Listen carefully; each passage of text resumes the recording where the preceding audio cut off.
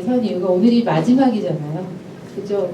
이제 정들은 것 같은데 이제 여기 오시는 분들과도 이제 얼굴을 좀 익힌 것 같다고 말씀을 하시고, 교수님도 이제 본인이 농담을 하면 웃어줄 정도가 되지 않았나라는 말씀을 하셨어요. 그랬는데 이제 오늘이 마지막 강의잖아요. 제가 한편으로 생각하면 그동안 재밌었던 강의들도 많았을 텐데, 이번 강의는 좀 어려웠지만 새로운 견해에서 볼 수 있는, 저희 좀 시각을 바꿔줄 수 있는 강의가 되지 않았나, 그렇게 저는 생각하고 싶고요. 오늘이 마지막 강의인 만큼 교수님을 좀 큰 박수로 맞아주셨으면 좋겠습니다. 안녕하십니까. 안녕하세요. 드디어 마지막 시간이 왔습니다.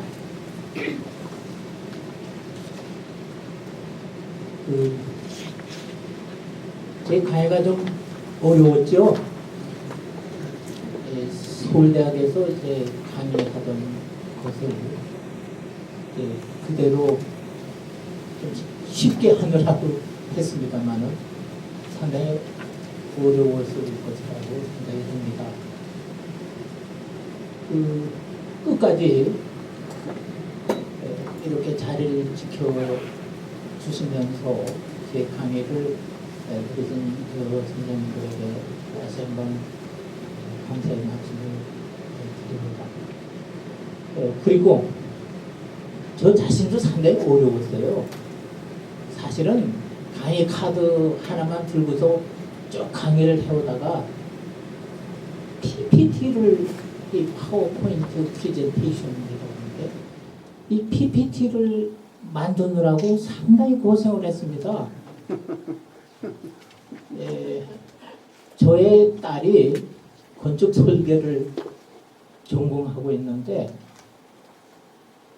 딸의 도움을 받으면서 이걸 이제 만드느라고 이제 꽤 힘들었는데, 여기에 나오는 일부 그 자료는, 그림 자료, 뭐 지도라든가 이런 거는 제가 여기에 이제 이렇게 게시하는 거는 교육용이라서 괜찮지만, 이거를 혹시 다운받아가지고 책을 쓰거나 그럴 때 이제 이용하면은 개중에는 저작권 문제가 발생할 수도 있습니다. 저는 괜찮지만 이제 출처는 뭐 일일이 밝히지 않았습니다만은 원 저자의 그 허락을 맡을 때가 있거든요. 그런 부분은 세심히 좀 주의하시면 되겠습니다.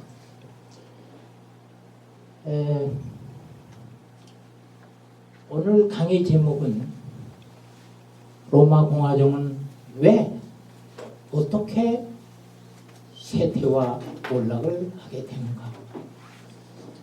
이 부제를 달았습니다. 카이사로 암살 이후 제2차 3두 정치까지라고 부제를 달았는데, 제 박사학위 논문 제목이 카이사로 암살 이후 옥타비아누스의 콘술 취임까지입니다. 콘술 취임에서 제2차 3두 정치가 된 건 한 반년, 한 4개월 차인가요? 뭐 그런데 하여튼 그래서 제 박사 논문 쓰던 때 이야기도 좀 재미있게 하려고 이제 그럽니다만은,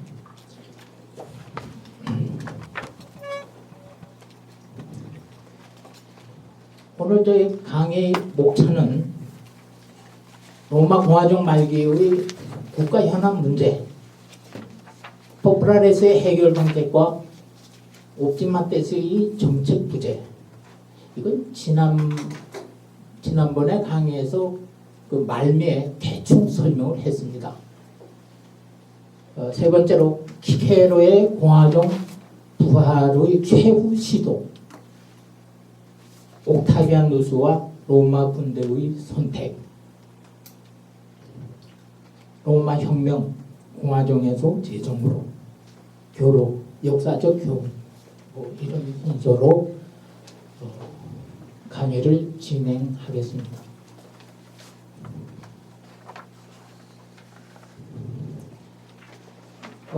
강의 그 주제를 볼 것 같으면 로마 공화정은 왜 어떻게 쇠락하는가? 카이사르의 암살 이후 제2차 3대 정치까지 로마 공화정 말기의 국가 현안 문제가 무엇이었으며 이에 대한 포크라테스의 해결 방책과 로마 언론의 옵티마테스의 정책 기조 및 대응책을 살펴보고자 합니다. 그리고 공화정을 살리려는 키케로의 최후 시도 및 실패, 그에 뒤따른 옥타비아누스의 제2차 로마 진군과 당시의 로마 군대의 전반적인 동향을 살핌으로써 왜 공화정이 종말을 구하게 되었는지의 추이를 설명하고자 합니다.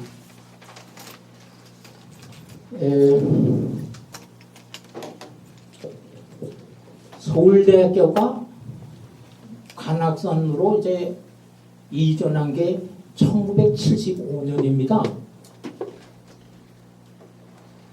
그때에 서울대학의 인문대학의 국사학과와 동양사학과는 박사과정이 개설돼서 운영이 되고 있었습니다. 그런데 서양사학과는 박사과정이 없었어요. 그래서 제가 은사이신 민석공 선생님께 아니 그 도대체 대서양사학과에 박사과정이 설치가 되지 않았는 게 이게 말이 되느냐? 뭐 이렇게 말씀을 드렸더니 민석공 선생님께서 아 그래? 그럼 너부터 들어와. 그래서 제가 할 수 없이 박사과정에 들어갔습니다. 그때 저는 이제 서울대학교 이제 강사로 나가면서 건국대학교 교수로 있었고,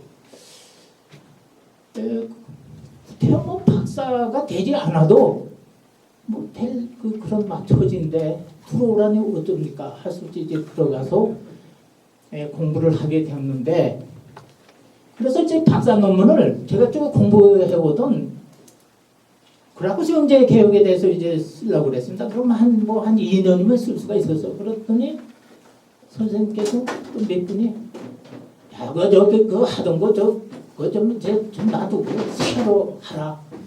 그래서 이제 그라쿠스 형제 공부할 때는 사료가 너무 없어서 고생을 많이 했기 때문에 그러면 이번에는 사료가 제일 많은 거를 택하자. 그래서 이제 키케로의 문집을 뒤지기 시작했습니다. 키케로의 문집은 상당히 많습니다.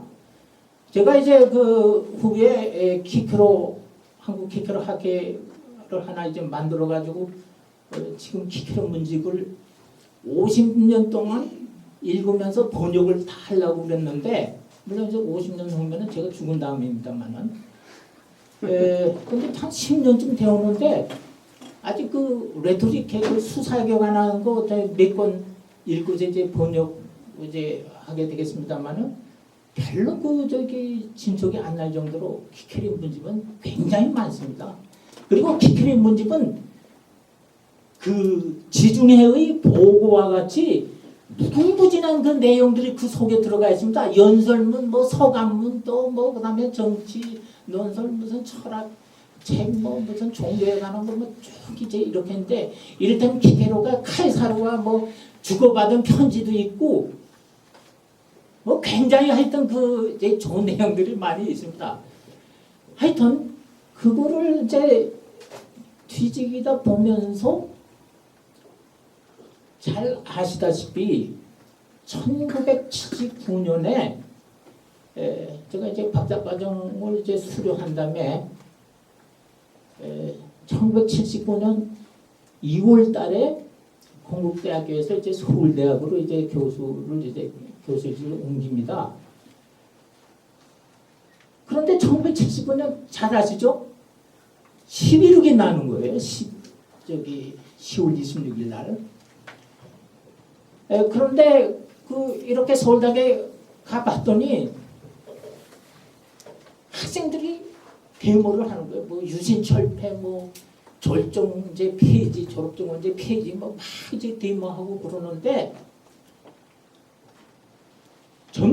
경찰이 강의실에 서울대학교 강의실에서 교수가 강의하는데 강의실에다가 최루탄을 터뜨리는 거예요. 학생들 데모하다가 교수 연구실로 도망오면은 피신하면은 전투 경찰이 막 거기까지 쫓아가지고 교수 연구실 막 애들 이제 잡아가고 이제 데모할 때 뭐 저 나무 위에 올라가지고 서울대 학생들 막 뚝뚝 떨어져서 죽기도 하고 뭐 그때 한참 이제 그럴 때입니다. 아득한 옛날 얘기인데 경험 못 해주셨죠?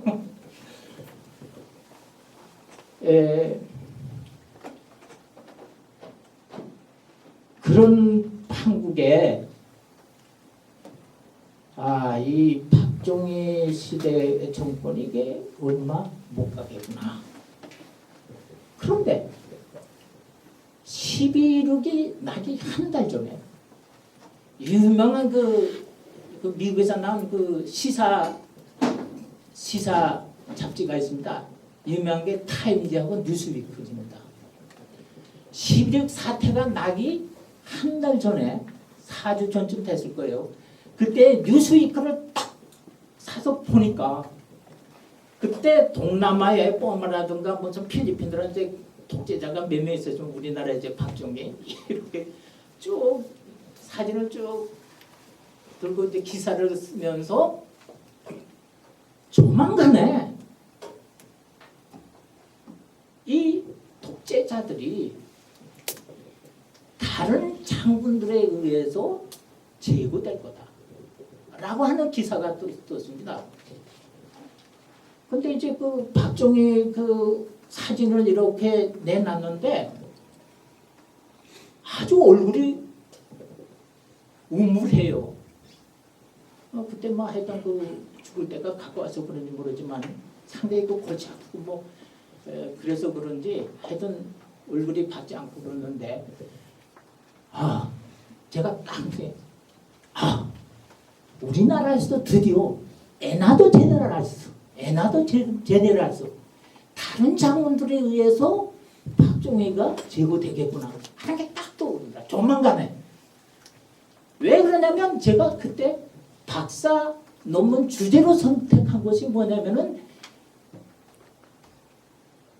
로마에서 율리우스 카이사르가 암살당한 이후에 어떻게 옥타비아누스, 안토니우스 이런 카이사르파 장군들과 공화파인 키케로 이런 정치 세력, 군대 세력들에 의해서 어떻게 제2차 3도 정치까지 그 정치 일정이 이제 이루어져 가느냐 그거를 이제 공부하고 있었는데 거기에 따라서 보면 카이사르가 딱 암살되고 나서 이제 옥타비안 안토니 네피두스 딱 이렇게 제2차 3도 정치 길 가지 않습니까?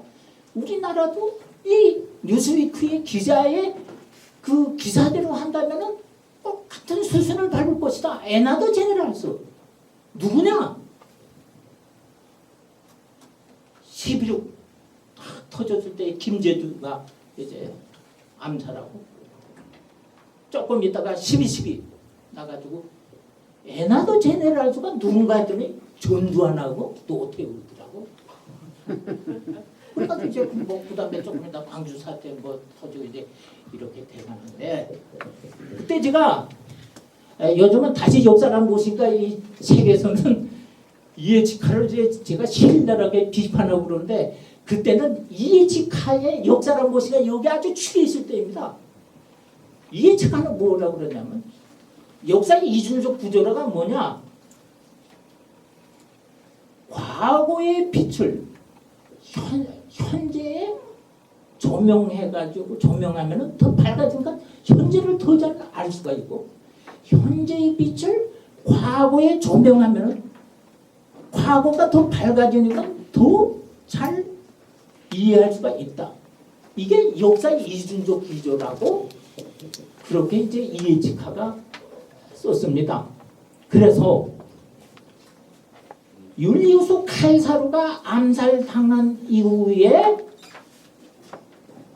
옥타비안 안토니우스 키케로 뭐 이런 정치 투쟁하는 거 그 빛을 박종희 암살당한 이후에 전두환, 노태우, 이거 김영삼, 뭐 김대중 이제 3기 뭐 이렇게인데 하여튼 거기 이제 비춰보니까 한국 정치, 현실 정치에 대해서 이해가 더 깊어지고 뿐만 아니라 이거 거꾸로 우리나라에서 박정희 암살 이후에 그 일어나는 정치 행태를 율리우스 카이사르 그 이후에 옥타비아 안토니우스 그쪽 그 진행 거기에다가 빛을 투하니까 그게 더 잘 이해가 되고 그래서 아주 저는 박사 논문을 얼마나 재미있게 썼는지 모릅니다.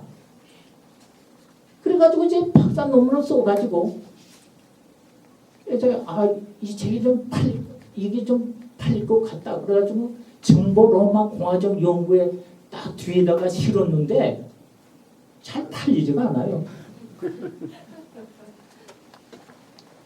그래서 이제 이번에 그 연말까지 이번 이제 강의하던 거, 여기 강의한 거, 여기에 한니발 전쟁 좀 재밌는 얘기도 좀 집어넣고 율리우스 카이사르가 이제 이번에 빠지는데 율리우스 카이사르 그것도 좀 집어넣고 옥타비아누스 아우구스투스 돼가지고 로마 제정을 통치하는 거 그 첫머리 그쪽도 이번에 강의를 못한데 그것도 좀 집어넣고 그래서 이제 책을 하나 쓰려고 그럽니다. 이제 연말까지. 그리고 부록으로 제가 반드시 박사 논문을 참 재밌게 썼습니다. 소설처럼. 그거는 이제 부록으로 이제 뒤에다가 그거 하나만 이제 붙이려고 그러는데 어쨌든 그 역사 공부도 과거의 팍타 프리드리히 니체는 팍타 픽타라고 그랬습니다만 하여튼 팍타를 밝히는 건데 팍타를 밝히는데 재미없어도 됩니다. 팍타 밝혀가지고 미래의 유익함을 끄집어내는 게 우리의 역사 연구의 목적이니까 재미가 하나도 없어도 됩니다. 그런데 재미가 더 있으면은 금상첨화 다음치마 아닙니까? 그래서 저는 좀 되도록 재미있게 좀 이번에는 이제 쓰려고 이제 그럽니다만은 참고문을 보겠습니다. 그 브란트는 그 로마 혁명기의 그 군대와 토지인데 뭐 대체 여기 군대라는 건 육군을 말합니다. 육군. 로마 혁명기의 그 군대와 토지. 농민 출신의 군대는 토지를 달라고 외쳤습니다. 또 하나 브란트가 더 로만 몹라고 해서 로마 폭도라는 뜻인데 이거는 뭐냐면은 로마 도시에 사는 도시민들이 빵을 달라 먹을 게 없다. 그래가지고 폭도화돼가지고 빵을 달라고 아우성을 치는 거. 이거를 이제 그렸습니다. 그래서 이게 이제 그 브란트 교수가 요 논문을 낸 게 이제 62년 이제 뭐 66년 이런데 제가 이제 대학교 1학년 들어간 게 1960년 4.19 나던 해입니다. 그리고 로마사를 공부하려고 했던 것이 이제 61년인데 요때에 지난번에 그 말씀드린 헨리시 보렌의 58년도 논문 고라트 형제 시대 그 경제 위기의 도시적인 측면 그거 하고 요 프란트 요 이제 이 프란트는 옥스퍼드 대학 교수였습니다. 이분이 이제 그 로마 군대와 토지 또 로마 폭도 요 글을 읽고서 제가 무릎을 탁 치면서 요걸 가지고서 한번 그라투스 형제의 한번 일생을 걸어보면 괜찮겠다. 이렇게 굳게 맹세했던 그 아주 좋은 글입니다. 그리고 브란트가 이제 그 1971년에 그 소셜 콘플릭트 사회 분쟁들이라고 하는 그 책을 이제 하나 조금만 소책자를 썼는데 그럼 이제 내용에 들어가서 제가 이제 그 로마 사회사라고 번역한 게 있습니다. 거기에 보면은 이런 내용들이 이제 들어가 있고 그럽니다만은 그 다음에 그 슈미트 했나 예그 The Armies of the Triumviral Period 그러니까 3대 정치 시기 군대들이라고 하는 이제 논문이 있는데 그러면은 율리우스 카이사르도 암살위에 그거를 이제 이렇게 옥타비안 안토니지 이렇게 하면 로마 군대에 관해서 공부를 해야 되겠다. 그런데 슈미트 했나 교수가 옥스퍼드 대학에서 박사 논문을 썼어요. 58년도인데 이거를 좀 봐야 되겠다. 그래가지고 옥스퍼드 대학 쪽에 연락을 했더니 그 논문을 구할 수가 없다는 거예요. 그래서 이제 서울대학교 중앙도서관을 통해 가지고 옥스퍼드 대학 도서관을 통해서 이제 어떻게 좀 복사할 수 없느냐 그랬더니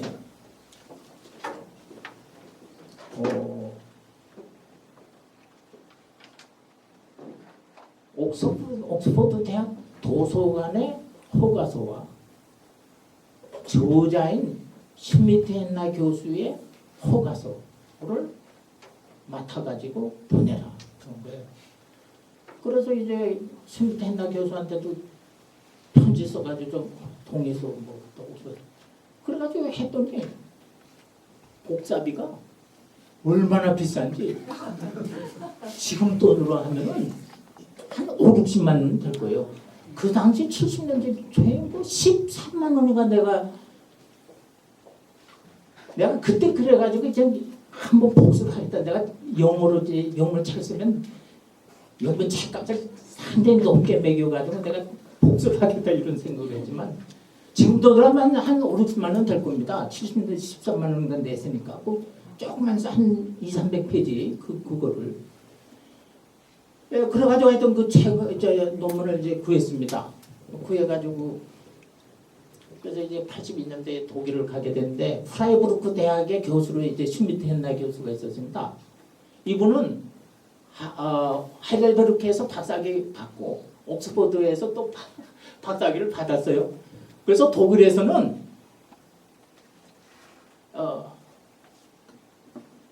해야 저기 편지 부를 때 해야 미스터죠. 해야 프로페서 교수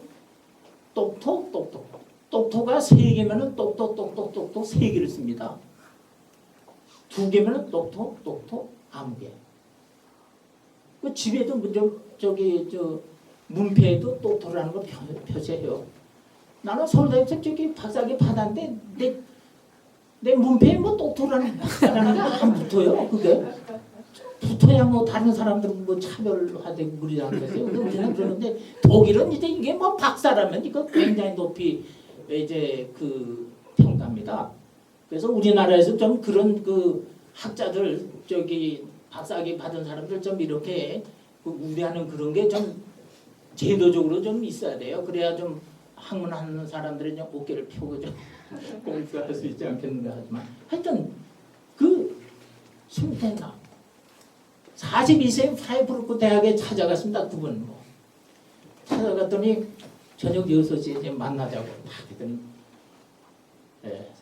그 양반은 그때 50대 중반이었는데 키가 상당히 크고 아주 호감형의 그 이제 원로 교수인데 하여튼 저를 뭐 저녁을 낸다 그래요. 그리고 호텔도 잡아주고 그러면서 서울대학교 저기 출신 프라이부르크 대학에 와서 박사 공부하는 사람들은 다 똑똑하던데 거기에 교수님 얼마나 좋겠느냐고 저를 또 추켜 세우고 그래도 제가 박정희 암살당한 후에 그 이유를 좀 저 박사 좀 쓰려고 그런다 그랬더니 그거 매우 유익하고 흥미롭다고 그러면서 그분이 얼마나 친절했냐 그 다음날 또 아침까지 대접해 준다고 그래가지고 이제 제가 환대를 받은 이제 그런 기억이 납니다만은 그 슈미트 했나 교수 그 다음에 그 헬가 포테르만입니다. 헬가는 이제 여자분이란 뜻인데 포테르만이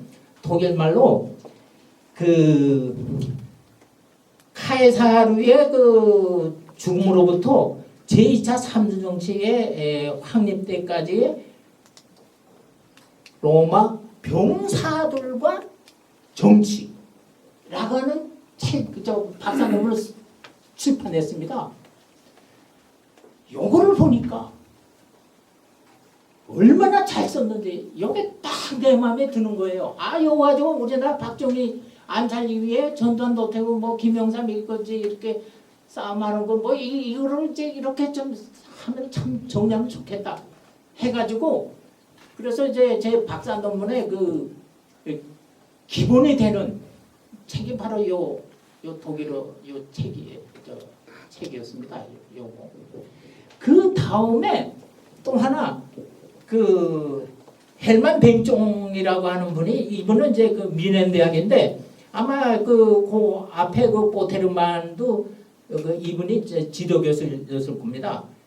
헬만 뱅종이 Die letzte Monate der römischen Naziherrschaft 로마 원론 지배의 마지막 수개월간 로마 원론 지배의 마지막 수개월간 요거는 이제 칼사루 암살 당한 후에 옥타비아누스가 그 정권을 잡을 때까지 그 원론이 지배 그 몇 달입니다.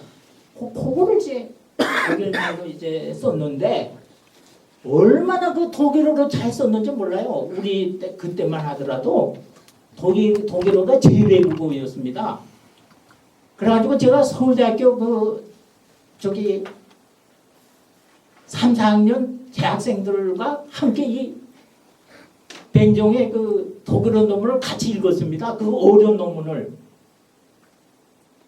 지금 뭐 상상도 못할 정도로 그런데 아주 문장이 유려하고 얼마나 좋은지 모릅니다. 그래서 이걸 딱 보고서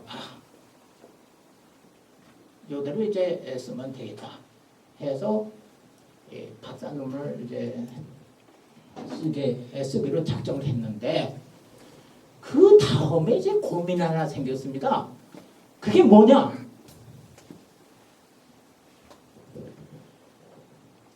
요 70년대, 60년대, 요 70년대 한참 미국과 유럽의 요쪽 학계에서 이제 나온 박사 논문들, 이런 책들이 다 로마 군대, 원론의 정치, 그래서 정치, 군대, 정치 이건 많이 나왔습니다.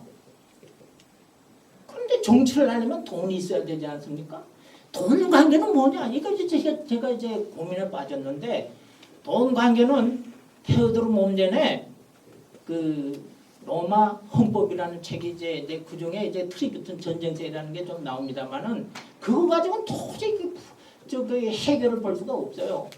그래서 처음에 이제 그 지난번에 말씀드렸듯이 이게 재정 관계, 돈 관계가 이게 빠지면은 이게 박사님이 유럽에서 군대 정치 다 했는데 내가 또 그걸 박사님으로 쓰면 이게 위신도 안 세고 이게 내가 때려집어 치자.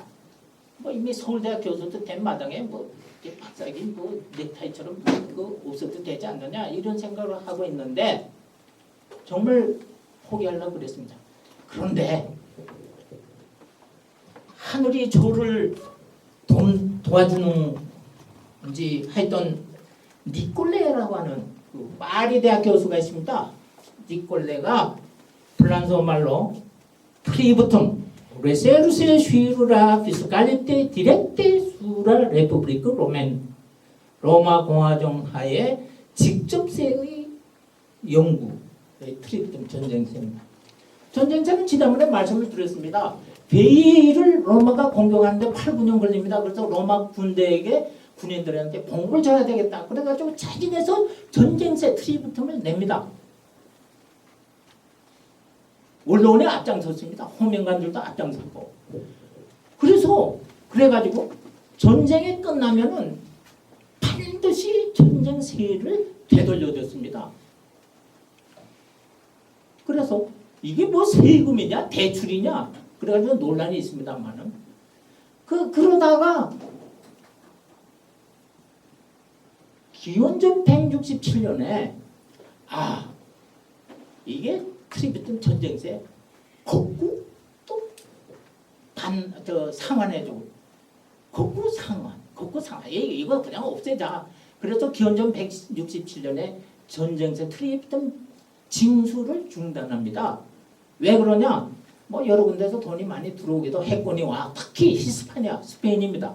히스파니아에서 은광이 발굴돼 가지고 거기서 많은 부가 이제 들어옵니다. 그래서 그때는 전쟁세를 이제 걷지 않아도 됐는데, 그래서 124년간 전쟁세 트리비튼 전쟁세를 걷지 않았습니다. 그러다가 기원전 43년에 이따가 이제 자세하게 말씀드리겠습니다만은 옥타비아누스 군대, 옥타비아누스는 키케로한테 나 콘술 시켜달라. 또 옥타비아누스 군대 휘하의 군대는 우리한테 국가가 약속했던 보너스를 달라. 엄청난 돈입니다. 이따가 이제 말씀드려요. 돈을 달라. 그렇게 요구하니까 키케로가 전쟁세를 거둬야 되겠다. 그래가지고 기원전 124년 만인 기원전 43년에 트리비튼 전쟁세를 이제 징수합니다. 그런데 로마 공화정 때 그 한니발 전쟁 때 뭐 그때는 대개 0.1% 이렇게 0.2% 이렇게 재산에 비례해서 이제 거뒀는데 이때는 4% 0.1% 옛날에 거뒀다면은 40배가 넘습니다. 40배. 이렇게 전쟁세를 많이 거두려고 그러니까 로마 언론 기사시면 이 사람들이 아니 세금 못 내겠다. 그래서 세금을 트리비튼 전쟁세를 납부하기를 거부하고, 그래서 돈이 없으니까 트리비튼 전쟁세 징수 실패. 그래서 키케로가 몰락하게 된 겁니다. 이때에 부자들이 전쟁세 내가지고 옥타비아누스 군대의 요구를 다 들어주고, 그래서 로마 공화국은 절대로 망하지 않았을 겁니다. 그 돈 관계 이거를 명쾌하게 밝힌 것이 바로 저 니콜레의 트리비튼이라고 하는 조그만 책입니다. 뭐 100페이지 조금 넘는 그 책에서 그걸 명쾌하게 이제 써놨기 때문에 제가 마침내 그 박사 논문을 완성시킬 수가 있었던 것입니다.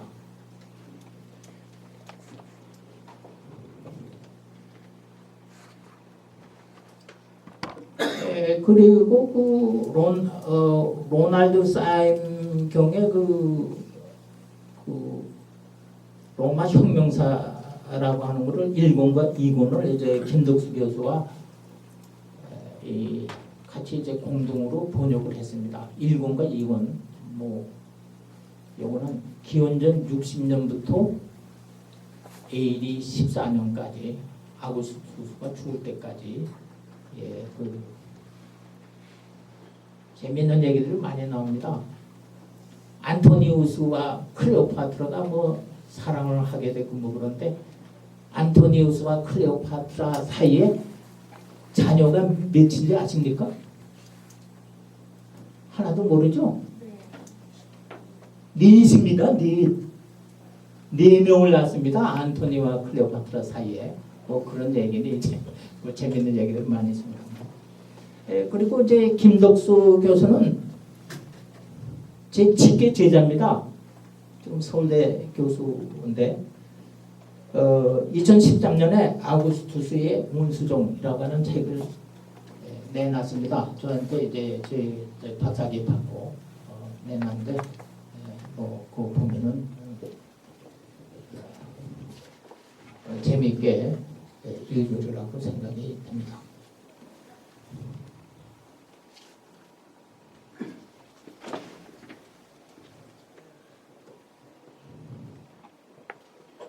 이미 지난 시간에도 말씀을 드렸는데 그냥 잠깐 여기 넘어가도록 하겠습니다.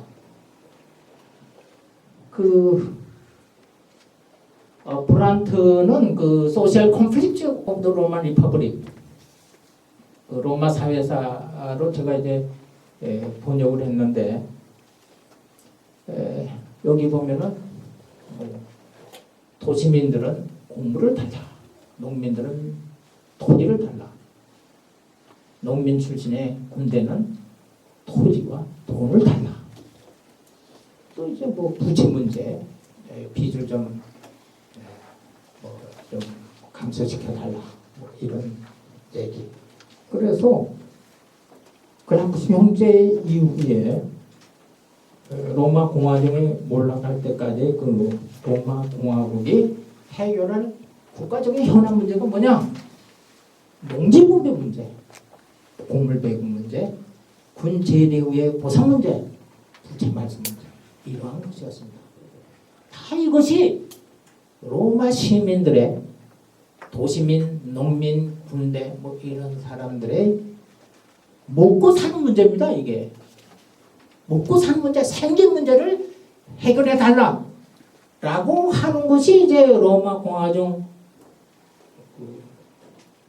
그라쿠시 형제 시대부터 그 로마 제정 수립할 때까지 100년간 이거를 혁명의 1세기라고도 그럽니다. 혁명의 1세기. 그때 그 국가 현안 문제였습니다. 여기에 대해서 포플라레스와 옵티마테스의 그 대응책을 좀 보겠습니다.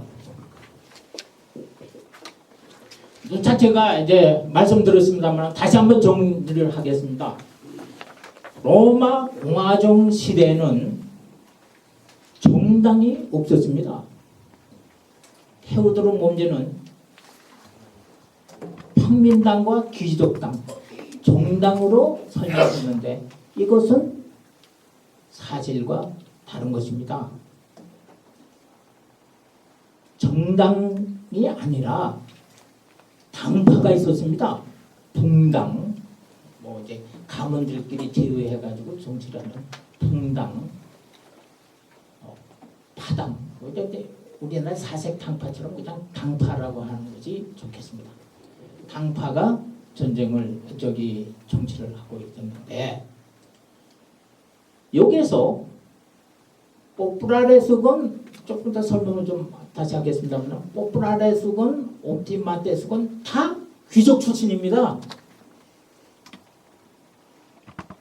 그런데 포플라레스는 지역구 평민회를 정치 활동 무대로 해가지고 정치를 하는 사람들이고, 옵티마테스는 원로원을 정치 활동 무대로 삼아서 정치를 하는 거. 이게 다릅니다. 그런데 옵티마테스는 저 국가의 현안 문제에 관해서는 아주 부정적인 입장을 취합니다. 농지 분배, 곡물 배급, 군제대 보상, 부채 문제, 이거 국가가 절대로 이거 요구를 들어줄 수가 없다. 그 이유는 뭐냐? 이제 자세히 설명하겠습니다만, 그러니까 포플라레스가 그래?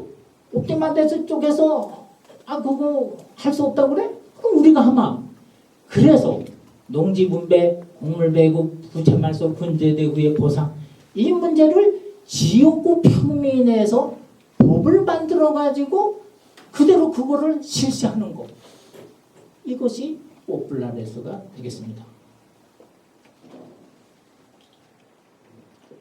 그러면 포플라레스는 누구냐? 잘 알듯이 그라쿠시 형제,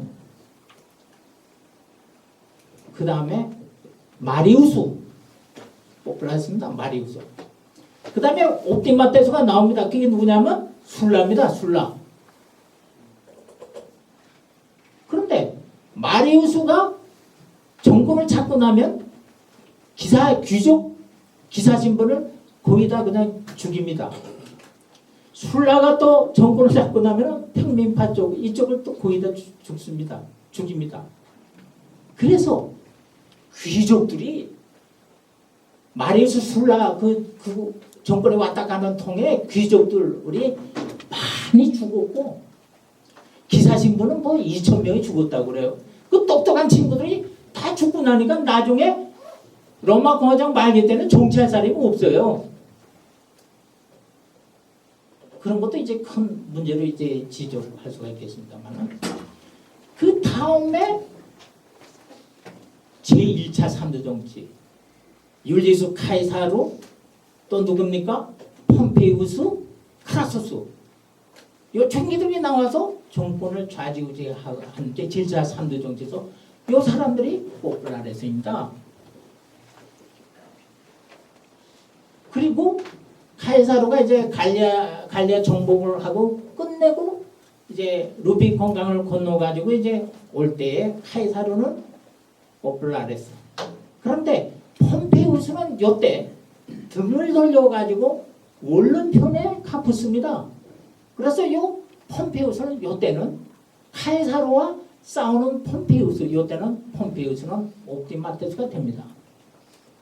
그리고 이제 홍물의 무상배급 뭐 이거는 클로디우스 같은 사람은 포퓰라레스고, 거기에 반대하는 키케로는 이건 옵티마테스. 옵티마테스 중에 또 옵티마테스입니다. 키케로 포퓰라레스가 아니에요. 옵티마테스의 대표 주자입니다. 이 키케로는. 그리고 이제 앞으로 나가겠습니다. 소까토도 옵티마테스. 그리고 제2차 3대 정치인 옥타비아누스, 안토니우스, 레피두스, 이게 포퓰라레스입니다. 레피두스는 일찍 제거되고 옥타비아누스와 안토니우스가 대결하다가 이제 옥타비아누스는 원래 이제 청명하고 머리가 좋아가지고, 그리고 안토니우스를 이제 세력을 무력화시키다가 이제 결국은 아팀 해전에서 이제 최종 승자가 돼가지고 로마 제정을 이제 수립하게 되는데, 옥타비아누스 포퓰라레스입니다.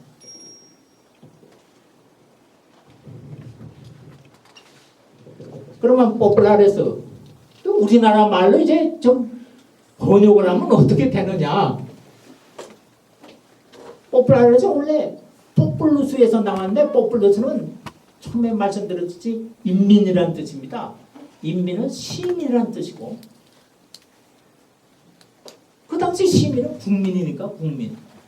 그러니까 뭐 인민파, 시민파, 국민파 뭐 이렇게 되는데, 대개 여기에서 시민 중에서 엘리트층, 귀족 신분, 기사 신분, 또 평민 중에서 이제 좀 돈이 많은 부유층, 이걸 이제 빠지니까 결국 평민이 이제 주류를 이룬다. 그래가지고 이제 평민파, 구태여하면 평민파라고 번역을 할 수가 있는데, 이건 아까도 말씀드렸듯이 귀족들인데 평민을 위해서, 지역구 평민에서 이제 정치 활동을 하는 사람. 그라쿠스 형제를 필두로 마리우스 제1, 2차 3대 정치의 주역도 특히 카이사르와 옥타비아누스. 네, 여기서 이제 그 카이사리즘이라고 하는 게 뭐냐? 카이사르주의라고 하는 건 뭐냐? 국가라고 하는 거는 레스 우니우스입니다. 레스 우니우스, 1인의 물건. 국가라고 하는 것은 카이사르의 개인 1인의 전유물이다. 따라서 카이사르가 마음대로 좌지우지할 수 있고, 거기에 대해서 책임을 지는 거는 이제 카이사르 1인이다. 그러니까 이제 이걸 전제정치라고 이제 부르고, 그 공국대학교 교수로 있을 때에 제가 카이사르, 나중에 좀 나옵니다만 카이사르 암살 장면을 학생들한테 강연을 할 때는 아주 실련하면서 아주 카이사르가 암살 장면을 이제 액션을 취하면서 이제 강의를 해보는데, 언젠가 하루는 서울시경에서 수사단에 2명이 찾아와서 저희 집을, 왜 그러니까 카이사르 이제 암살당하는 건 이제 박정희 뭐 이렇게 연관시켜가지고 하여튼 좀 누가 조사를 해보라고, 뭐. 그때 학생들이 다 그 프로젝트가 있어가지고 다 듣고 그래서 보고하고 그랬습니다. 그래서 이제 그 형사의 그 수사관들이 무식하지 않아요. 되게 무식하거든요. 그래서 제가 아니 그 쓸데없는 걱정들 하고 있다고. 아, 시자가 독재자가 아니라고. 관직 이름이 독재관인데 독재자로 해석하면 어떻게 되냐고 야단 쳤더니 그냥 알았다고 하더라고. 그 수사관들 좀 역사에 그 이해가 좀 있어야 그 제대로 종친 독재관인데 종친 독재관이 독재자가 아니고 무엇입니까? 그 왕이 되려고 이제 이렇게 하다가 결국 맞아 죽거든요. 그 카이사르가 뭐 이런 생각이 납니다만. 그리고 이제 그 로마 군대가 이제 문제인데 로마 군대들이 토지 달라, 땅 달라, 제대로 먹고 살 돈 달라 이렇게 하는데 옵티마테스가 들어주질 않습니다. 그러니까 우리가 들어주마 하고 나오는 게 포플라에서 장군들입니다. 카이사르, 옥타비안 장군들입니다. 그러니까 그 장군들에게 개인적으로 충성을 하다 보니까 국가 군대가 없어지고 개인 군대, 사병으로 이제 전락하고 맙니다. 그래서 이제 로마 공화정은 이제 몰락에 이제 재촉하게 되는데, 그래서 이제 포플라레스 해결 방책이라고 하는 거는 이미 다 설명을 했습니다. 농지, 곡물, 부채, 군제대 보상에 대한 입법, 농민들에게는 토지를, 도시민들에게는 곡물을, 제대병사들에게는 토지와 돈을, 채무자들에게는 부채 감소, 이런 거를 이제 해결 방책으로 내놔서 이것이 이제 성공됐다고 볼 수가 있겠습니다. 옵티마테스의 입장을 보겠습니다. 이거를 옵티마테스는 귀족들인데 그 원로원을 중심으로 해가지고 정치를 하는 사람들입니다. 근데 원로원에서 저기 그 정치를 하는 그 옵티마테스는 베스트 맨이라는 뜻이에요. 영어로 최선자들, 가장 그 최선자는 이제 뭐 선하다는 재산이 많다는 뜻되고, 그래서 부유하고 하여튼 그러한 부유층, 권세를 가진 부유층, 이런 최선자, 베스트 맨이라는 뜻인데, 요거를 베스트 맨이라고 할 때 그럼 어떻게 신분을 구성했냐면 원로원 신분, 그 다음에 귀족 신분, 그 다음에 기사 신분, 그 다음에 저는 그 평민 중에서 돈이 재산이 많은 부유층, 이를테면 그 트리부튼 전쟁세를 선납하고 후에 그 트리브스 그 지역 국민들한테서 이제 후에 징수했던 그 트리브니 아이라리라고 해서 지난번에 이제 잠깐 설명했습니다. 그 평민 중에서 제일 돈 많은 사람들, 뭐 이런 사람들이 그 엘리트층을 이제 이루었다 그래가지고 엘리트파라고 해도 되지 않겠는가? 원론파 이렇게 되고, 근데 제일 좋은 거는 그 뜻을 완전히 알고 나서 옵티마테스라고 이제 평하는 게 표기하는 게 제일 좋을 것 같습니다. 근데 이 옵티마테스는 뭐냐? 그 까토니즘 또 키케로니아니즘이라고 부릅니다. 까토가 잘 그 사상을 나타내고 있다. 또 키케로가 잘 나타내고 있다. 그런 건데, 국가는 국가라고는 레스포블리카, 공공물입니다. 공공의 물건. 레스포블리, 인민의 물건입니다. 포플러스의 물건. 그래서 합쳐서 인민공화국이라고 해도 뭐 상관이 없겠습니다. 인민공화국이라고 하는 말, 인민이라는 말, 지난번에 말씀드렸듯이 유진옥 박사가 이제 개탄했듯이 북한 쪽에서 먼저 그 인민이라는 쪽을 썼어요. 말을 써서. 그래서 우리나라에서 뭐 시민, 국민, 뭐 그래서 사실 링컨에 뭐 for the people, by the people, 뭐 of the people, 이것도 인민에 의한 뭐 이런 걸로 해야 되는데, 북쪽에서 썼으면 이건 뭐 국민에 의한 뭐 이렇게 하는데, people은 그냥 사람들.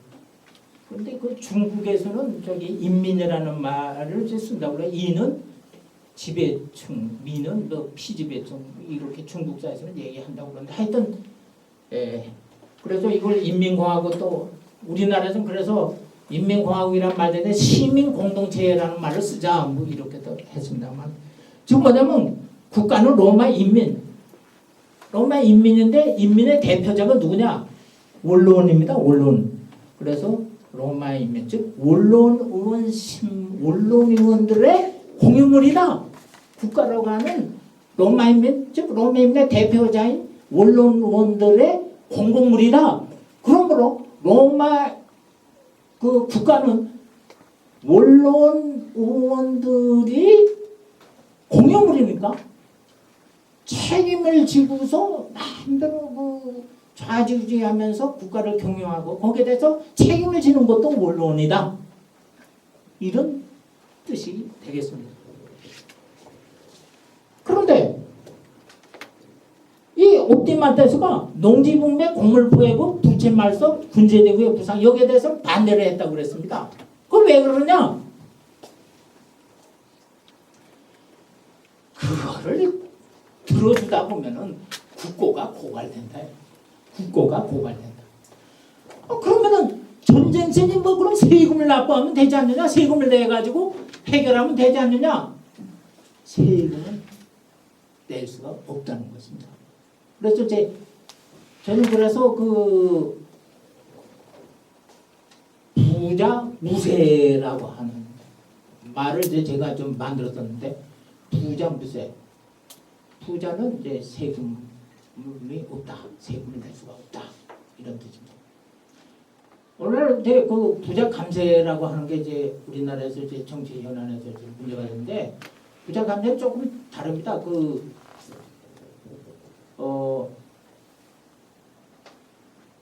재벌들이라든가 기업가들이 이제 세금을 냅니다. 법인세를 냅니다. 법인세 많이 낸다고 그래요. 근데 이제 법인세를 올리면은 기업이 이제 부담해 가고 외국인들이 투자를 할 때에 법인세 적은 대로 이제 다른 나라로 간다고 그래요. 그래가지고 이제 그 기업 측에서는 부자 증세를 이제 반대하고 부자 감세. 그런데 이제 또 야당 측인데 이쪽에서는 무상급식한테 돈이 많이 든다.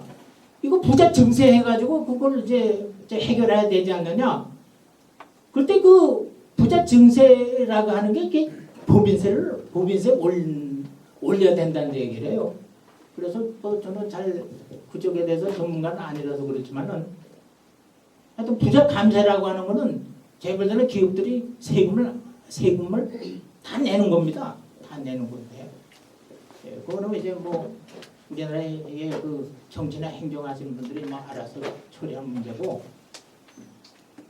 이 로마 공화정기의 이 로마 원로 옵티만테스 쪽의 입장은 뭐냐면 세금을 한 푼도 안 내겠다는 겁니다. 부자 부세. 그 이유가 뭐냐면 두 가지를 들고 있습니다. 첫 번째가 뭐냐면 사유재산은 신성하다. 내가 갖고 있는 재산은 신성한데 아주 신성한 이 재산 내서 일부를 뚝 떼가지고 세금을 내라니 이게 말이 되느냐? 안 낸다. 죽어도 못 내겠다. 그 다음에 기하적 평등의 이념의 이제 구현이라고 볼 수 있는데 뭐냐면 국가에는 반드시 부자와 빈자가 공존해야 된다. 다 부자가 되면 곤란하다. 못 사는 사람들 좀 있어야 되지 않느냐? 그럼 왜 부자들이 도와줘서 부자를 잘 살게 해야 되냐?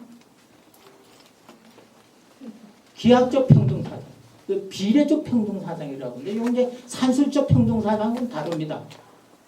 이거는 이제 그 기하적 평등사상에 대해서는 아테나의 그 솔론의 개혁 재산에 따라서 이제 아테네 시민을 네 등급으로 나누고 정치 권리와 책임을 이제 달리하고 로마에서도 켄트리아회에서 법령 1등급, 2등급, 3등급, 4등급, 5등급 이게 다 이제 다르다고 그랬죠. 재산도 다르고 뭐 무장하는 것도 다르고 또 그 정치 권력의 행사도 다루고 책임도 다루고 이제 다 얘기인데 이것이 이렇게 차별을 두는 거 이것이 평등하다. 이퀄리티 관계를 맺고 있다라고 하는 거. 이 두 가지 이유 때문에 옵티마테스는 절대로 세금을 낼 수가 없다라고 하는 것입니다. 이제 그 아까도 말씀드렸습니다만은 키케로가 저 124년 만에 탈입했던 전쟁세를 거두려고 그랬습니다. 좀 많기는 합니다만. 그런데 부유층, 옵티마테스 엘리트층이 왜 우리가 세금을 내야 돼? 안 냈습니다. 그래서 로마 공화정은 몰락합니다.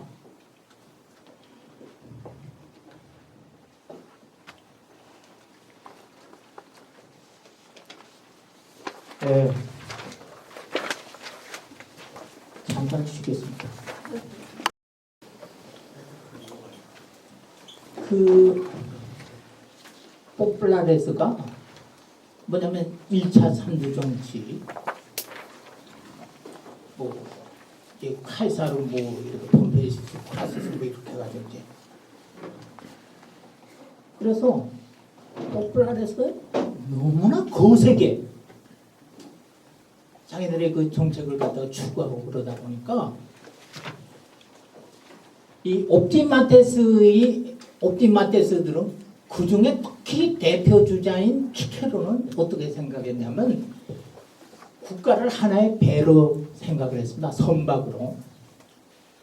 뭐 플라톤도 그렇게 생각했습니다만 배의 키잡이 선장은 그 얘기를 할 때에 키케로 자신이라고 생각을 했습니다. 키케로는 기원전 63년에 귀족 출신의 그 카틸리나가 국가 정복 음모를 꾀한다. 그래가지고 카틸리나를 죽입니다. 그래가지고 국부라고 하는 칭호를 이제 받았는데 콘술이 돼가지고 그 이후에 이제 키케로가 상당히 그 정치적으로 주요 역할을 하고 그럽니다만은 그래서 국가를 이제 옵티마테스들이 특히 그 선장인 키잡이 선장 키케로 이제 국가를 몰고 가는데 포플라레스가 농지 분배, 공물 빼고 뭐 군제대 보상이니 이런 문제를 가지고 막 이제 들고 일어나니까 이거를 태풍으로 생각을 했습니다. 배가 이제 어떤 항구를 향해서 가는데 태풍이 불어가지고 강풍과 폭우가 막 쏟아져요. 포플라레스의 그 정치 활동. 그래서 그 강풍과 폭우를 뚫고서 안전한 목적인 항구에 도착해야 되는데 그 도착지인 그 항구를 갖다가 키케로는 오띠움 디그니 따떼 라고 하는 표현을 씁니다. 오띠움은 질서입니다. 법과 질서 할 때 질서. 꿈은 위드 함께 더불어. 디그니 따떼 디그니티 이거는 제가 이제 박사 넘어서 볼 때는 곤이라고 그랬는데 디그니타스에는 곤이라는 말은 없습니다. 그 아웃도리타스가 이제 곤이고 여기는 존엄, 위엄 이런 뜻입니다. 그래서 그거를 그 전에는 곤이가 있는 질서 이렇게 번역을 했는데 이게 영 그 마음에 안 들어요. 그래서 저희 존엄이 깃든 질서라고 하는 말로 이제 붙은데 이게 뭐냐면은 국가라고 하는 거는 원론 의원들의 존엄, 위엄이 깃들어 있는 위엄이 있어가지고 존엄이 있어가지고 그것이 평화롭게 법과 질서가 잘 유지되고 있는. 다시 말씀드리자면은 그라쿠스 형제 이전의 시대 그런 그 이상 국가적인 그런 걸 뜻하는 겁니다. 그런 존엄이 깃든 항구를 목표로 삼아가지고 강풍과 포플라레스가 일으키고 있는 강풍과 폭우를 뚫고서 배를 몰고서 저 항구에 도착해야 되는데 포플라레스의 강풍과 폭우가 너무나 심하니까 그럼 어떻게 해야 되냐? 그래서 내생 곳이 콩코르디아 오르디눔입니다. 콩코르디아는 화합이고 오르디눔은 신분이라는 것입니다. 오르디눔 복수죠. 그래서 신분들의 화합. 그래서 지금까지는 대개 양신분의 화합, 즉 귀족 신분과 기사 신분 두 신분의 화합. 그래서 귀족, 거기 원로의원 신분이라고 그랬고 원로의원 신분과 기사 신분이 힘을 합쳐가지고 화합을 해서 포플라레스가 일으키는 강풍과 폭우속을 뚫고 나가야 된다. 강풍과 폭우 속에 배가 국가라가는 배가 침몰당해서는 안 된다 라고 하는 얘기입니다. 그런데 조금 뒤에 가면은 키케로 또 어떤 얘기를 하냐면은 컨센서스 옴니움 보노룸 이라는 뜻을 씁니다. 컨센서스는 아주 컨센서스 일치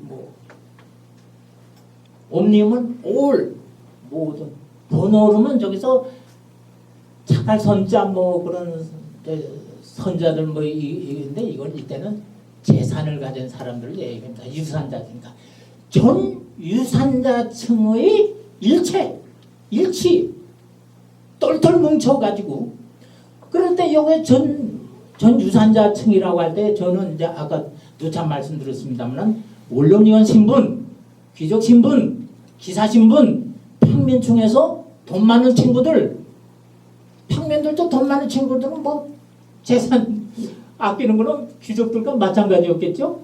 그런 사람들이 똘똘 뭉쳐가지고 포플라레스가 일으키는 강풍과 폭우 속 뚫고서 저 어띄운 꿈 기운이 딸 때 저놈이 깃던 그러한 질서, 법과 질서 그 항구를 향해서 도착해야 된다. 그래서 이제 어띄운 꿈 기운이 딸 때는 키케론 이런 얘기를 하고 있습니다. 저놈이 깃든 질서는 우리의 지도자들이 생명 자체의 위험을 무릅쓰고서라도 보호하고 방어하지 않으면 안 되는 다음과 같은 주체들을 푼다멘타 그리고 구성물들 멤브라들을 지니고 있는데 즉 종교의식, 복종, 정무관의 권한, 원로원의 권위, 법들, 조상전례의 관습, 재판, 사법, 신의, 속주들, 동맹국들, 통치관의 위강, 그 다음에 레스 밀리타레스라고 해서 군대입니다. 이게 군대 문제, 국고, 아이라리움, 군대, 국고 이런 것이 오띠군한테 저놈이 깃든 질서를 딱 버티고 있는 주춧돌 구성물입니다. 이런 데로 이제 가야 된다.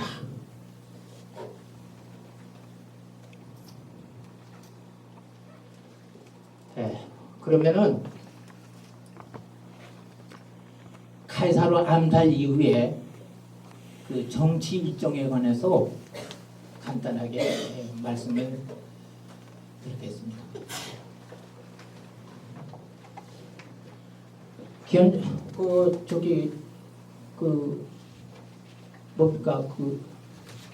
프린트물에 다 나와 있으니까 그거 좀 봐주시기 바랍니다.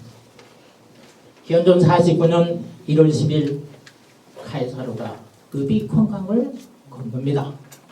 주사위는 던져졌다. 기원전 48년 8월 9일 파르살루스 전투.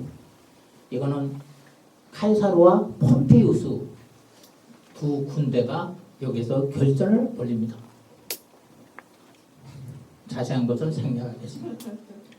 기원전 40년에 우티카에서 소까토가 자기를 합니다.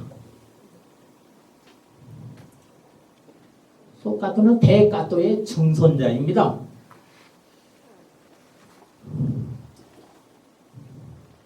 그래서 이제 브루투스 키케로 등의 까토라고 하는 책을 씁니다. 소까토가 공화국을 위해서 자율했다. 이따가 이제 그 사진을 좀 보여주겠습니다.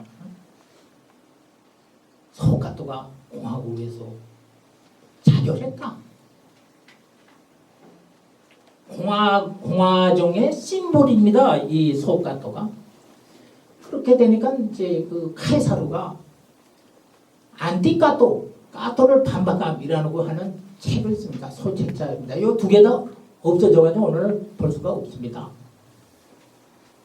그래서 이제 뭐 카이사르가 소가토는 뭐 실상 뭐 술주정뱅이였고 돈을 위해서 뭐 마누라도 팔아넘겼다 뭐 이렇게 공격을 하는데 이런 악의적인 공격이 오히려 그 까토를 추모하는 열기를 더 하도록 했습니다. 견전 45년 10월달에 카이사르가 히스파니아에서 로마로 귀환합니다. 이때 브루투스 등 공화파 귀족들은 카이사르야말로 위대한 정치가이면서 장군이다. 카이사르가 로마로 귀환하면은 카이사르는 반드시 로마 공화국을 부활시키는 큰 정치적인 결단을 갖다가 보여줄 것이다. 이렇게 잔뜩 기대를 했습니다. 그러나 카이사르는 왕이 되려고 했습니다.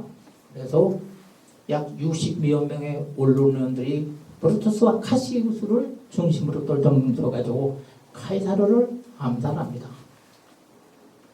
이때 브루투스가 그 카이사르가 이제 그 암살당할 때 23군데에 그 칼을 맞았어요. 근데 두 번째가 치명타였다고 하는데 나중에 그 브루투스가 이제 카이사르를 이제 칼로 찌르려니까 너마저 내 아들아, 너마저 내 아들아. 실제로 그 카이사르와 브루투스의 어머니는 연인 관계였다고 그래요. 그래서 브루투스가 실제로 카이사르의 친아들이 아니냐 뭐 이런 얘기도 있습니다만 너마저 내 아들아 나를 죽이려고 그러냐. 김재규 너마저 나를 죽이려고 그러냐. 이번 육사 동기라고 그러죠. 아주 그 가까운 사람들이 암살합니다. 그래가지고 이제 카이사르가 암살당하고 나서 정치 공백 진공 상태가 나타나게 됩니다. 그래서 기원전 44년 3월 17일 공화파 암살자들과 카이사르파 장군들 사이에 타협이 일어나서 가지고 카이사르 암살자들 대사면을 행한다. 그 대신에 악다 카이사리스라고 하는 것은 카이사르가 남긴 유서들이 있습니다. 여기에 보니까 카이사르가 죽을 때에 그 암살자들을 다 앞으로 어디 중요한 지식에 다 올려놨습니다. 암살자들이 이렇게 하면 참 좋거든요. 그래서 이거 효력이 있는 거로 하자. 그래서 대파트가 일어납니다. 뭐 잘 아는 것이나 카이사르 암살 당했을 때에 브루투스가 카이사르를 딱 팔에 안고서 민중들이 있는데 공화중에서 카이사르를 이렇게 암살한다. 그랬더니 민중들이 박수를 치면서 카이사르 참 죽였다 잘했다고 막 열광합니다. 조금 있다가 안토니우스가 카이사르의 사치를 들고서 로마 시민 여러분, 카이사르가 얼마나 로마 시민 당신들을 생각했는지 아십니까? 매달 밀 배급을 얼마씩 주려고 그러고 돈도 얼마씩 주려고 그랬는데 저 녀석들이 이렇게 암살했다니까. 그래? 어떤 녀석들이 카이사를 죽여? 그때 킨나라는 암살자가 하나 있었습니다. 근데 동명이인 시인 킨나가 있었습니다. 저기 킨나 암살자 엉뚱한 시인인데 죽여라 그래가지고 때려 죽입니다. 대중들이란 이렇게 그냥 이 변덕이 심합니다. 여하튼 기원전 44년 4월 달에 그 옥타비아누스와 키케로가 이제 정치적 제휴를 합니다. 원래 카이사르가 암살당하기 전에는 저 파르티아를 원정하기 위해서 6개 군단 로마 정규 아주 그 정예의 군단입니다. 6개 군단을 이끌고서 마케도니아에 주둔하고 있었습니다. 그래가지고 이제 진격하려고 그러는데 로마에서 원로원에서 급히 뭐 볼 일이 있다고 그래서 오라고 그래서 이제 카이사르가 왔다가 이제 암살 당하는데 그 암살 당하고 나서도 카이사르 휘하에 주위에 있는 6개 군단은 마케도니아에 있었습니다. 이거를 마케도니아에 주둔하고 있다고 그래가지고 그냥 마케도니아 군단이라고 이제 우리는 부릅니다. 마케도니아 군단이라는 거는 마케도니아 나라의 군대가 아니라 카이사르 군단인데 휘하의 군단인데 마케도니아에 주둔하고 있었다. 그래서 마케도니아 군단이래. 그래서 이제 마케도니아 군단의 6개 군단인데 이거는 카이사르가 콘술이 이제 죽으니까 이제 나머지 한 사람의 콘술인 안토니우스 지휘하에 들어가게 됩니다. 그래가지고 6개 군단 보고 이탈리아에 분디심으로 오라. 그 명령을 내려가지고 이제 안토니우스의 주의 계통에 이제 들어가게 됩니다.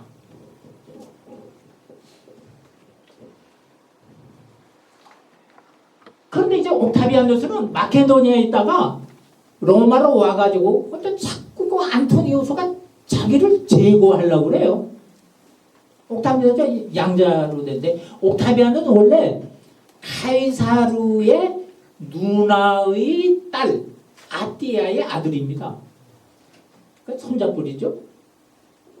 카이사르의 누나의 딸의 아들.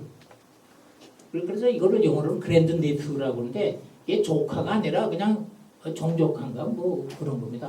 그렇죠? 손자뻘이 되는 거죠. 근데 카이사르도 아들이 없었고 옥타비아누스도 아들이 없었습니다.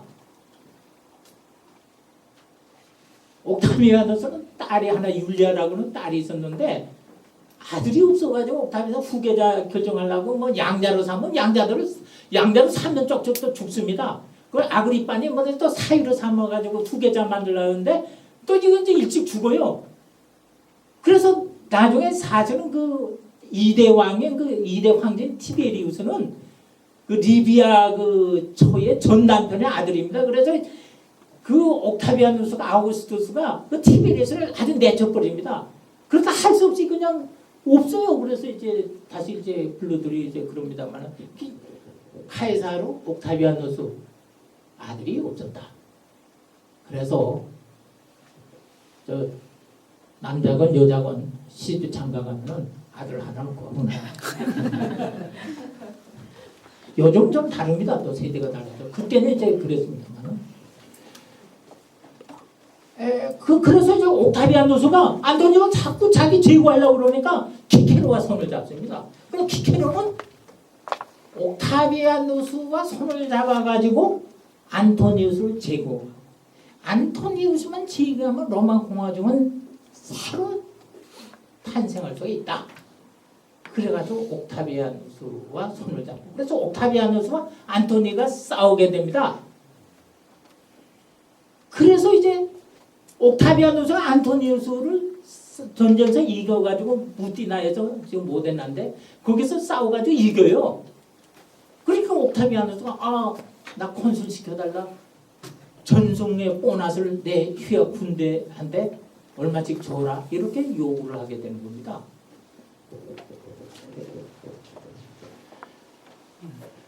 그런데 이제 그동안에 기원전 44년 그 9월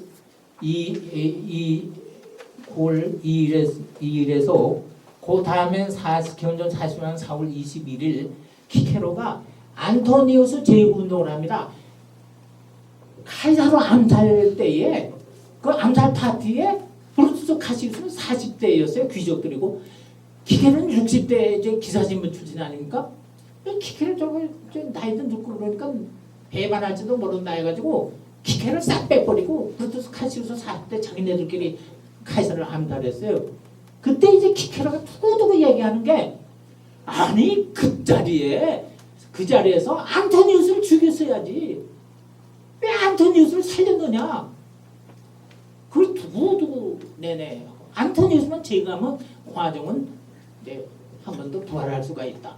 그래서 그 필리피카라고 하는 그 이제 그 데모스테네스가 마케도니아의 그 필리포스 대왕을 공격하는 연설을 따가지고 키케로가 안토니우스를 공격하는 연설의 이름을 필리피카에 해서 14차례 미네 원론에서 14차례 이제 공격을 하는데 공격 연설을 하게 되는데 두 번째 그 연설이 뭐 실제로 출판은 안 됐다 그랬습니다만은 여기 아주 유명합니다. 여기를 보니까 지난번에 말씀드렸듯이 가이우스 크라쿠스의 외손녀인 풀비아가 이 당시 안토니의 와이프였습니다. 또 그 전에는 클로디우스의 와이프였는데 키케로가 이제 안토니를 공격할 때 너의 와이프 풀비아를 남편으로 삼은 두 명의 전 남편들은 다 비명의 행사했는데 이제 내 차례다 안토니우스 그대 차례다 뭐 이렇게 이제 공격 연설을 하게 되는데 거기에 이제 악을 품고 나서 이제 악을 품고서 풀비아가 나중에 키케로한테 이제 그 모독을 주고 이제 그렇게 됩니다만은 이 필리피카의 연설이 이게 아주 유명합니다. 그런데 이제 기원전 40년 그런 와중에 기원전 43년 10월 9일 날 마케도니아에 주둔하고 있던 카이사르파 군대 옥타비아누스는 이제 미리 와 있었고 그래서 이제 이탈리아 브룬디심에 이제 도착하게 됩니다. 그때 안토니우스가 이제 가가지고 자기 휘하에 새로 들어온 군대인데 내가 그대들을 보니까 반갑다 기쁘도다 1인당 100데나리우스를 주마 이렇게 약속을 합니다. 그랬더니 그 전에 옥타비아누스는 500데나리우스 주겠다고 미리 다 약속을 해놨습니다. 아니 옥타비아누스 500 준다고 하는데 겨우 100데나리우스야? 그래가지고 좀 웃긴데 그래가지고 다 뿔뿔이 흩어져서 돌아가니까 안토니우스가 집합!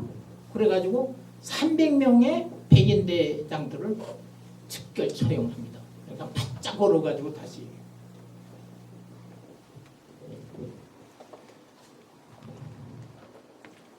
그런데 이제 문제는 기원전 44년 10월에서 11월 요때 카이사로가 제대시킨 제7군단하고 8군단이 있습니다. 이거를 이제 옥타비아누스가 캄파니아 지역을 돌면서 재소집을 합니다. 그래서 3,000명을 이끌고서 옥타비아누스가 제1차 로마 진군을 합니다. 여기에서 기원전 43년 11월 10일 이거 아주 중요한 해입니다.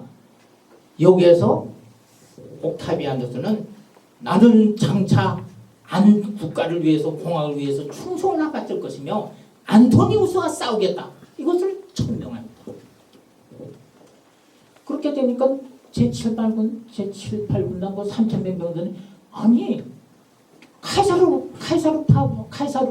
암살 복수하기 위해서 안토니우스와 힘을 합쳐가지고 공화파와 싸워야 되지. 아니 어떻게 안토니우스와 싸우겠다고 그러냐? 저 미치지 않았냐? 뿔뿔이 나 집에 가겠다고 그러니까 옥타비아누스가 그럼 집에 가라. 집에 가서 가만히 생각해보니까 옥타비아누스가 500데나리우스 준다고 그러는데 그 돈이 생각이 나서 다시 된 거예요.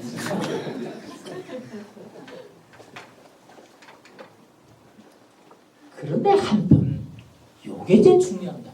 기원전 44년 11월 24일입니다. 브룬디심에 와 있던 그 6개 군단 중에 가장 용맹무쌍한 군단이 2개 군단이 있습니다. 그게 제3군단하고 제4군단인데 제3군단은 이거는 마르스 전쟁의 신의 군단에서 천상의 군단. 이건 무적의 최종의 로마 군단입니다. 요 마르스 군단이 브룬디심에서 북상해가지고 아르미니움으로 가라고 안토니에다 명령을 내는데 중간에서 방향을 틀어가지고 안토니우스 진영세 이탈해가지고 옥타비아누스한테 갑니다. 그게 언제냐? 11월 24일입니다. 그리고 그리고 나흘 뒤인 4일은 20 며칠입니까? 28일이죠? 11월 28일. 요 뒤를 따르는 제사군단이 역시 안토니우스를 버리고 옥타비아누스 쪽으로 갑니다. 요 왜 갔느냐? 요게 이제 문제입니다. 왜 갔느냐? 돈 때문에 갑니다. 500데나리우스를 준다는데 100데나리우스? 안토니우스 이게 말이 되느냐? 돈 많은 데로 가겠다 해가지고 이제 그런데 여기에 대해서는 피에타스 카에사리스는 요거는 카이사르에 대한 연민의 정입니다. 파이어티. 옛날 카이사르가 우리한테 얼마나 잘해줬느냐. 그 연민의 정을 느껴가지고 뭐 그런 돈을 많이 준다 뭐 이래가지고 이제 두 가지 학설이 있는데 두 번째 돈 때문에 이제 갔다는 거. 이거는 이제 별도로 또 한번 다시 정리하겠습니다. 왜 그러냐? 결정적인 증거가 있습니다. 11월 10일입니다. 옥타비아누스가 안토니우스와 싸우겠다. 천명을 했습니다. 안토니우스는 카이사로 복주를 위해서 공합하고 싸우겠다. 그래가지고 이제 그 주의 주장을 내세우면서 이제 나가는데 카이사로 복수를 위해서 싸우겠다고 하는 안토니우스와 싸우겠다. 옥타비아누스가 그럽니다. 그것도 천명록에 11월 10일입니다. 그런데 보름 후인 2주인 14일 후죠. 11월 10일에서 11월 24일이니까 2주 후죠. 제4군 나가는 건 11월 28일이죠. 18일이죠. 이때는 마르스군단, 제4군단 다 손을 들어가지고 다 알고 있습니다. 그러면 카이사르의 연민의 정 때문에 카이사르 복수를 위해서는 안토니우스에 그대로 남아 있어야지 왜 옥타비아누스 쪽으로 갑니까? 이건 돈 때문에 간 겁니다.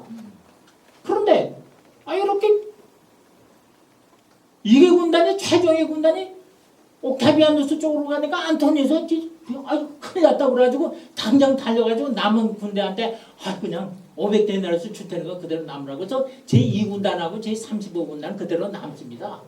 나중에 옥타비아누스 군대하고 안토니우스가 싸울 때에 이 옥타비아누스의 마르스 군단하고 제4군단 이 안토니우스의 2군단하고 30억인데 이게 얼마나 치열하게 격전을 치렀는지 모릅니다. 그렇게 배신할 수가 있냐 뭐 해가지고 이제 그 뭡니까 증오심이 가족들하고 싸우기 때문에 아주 치열했다고 그래요.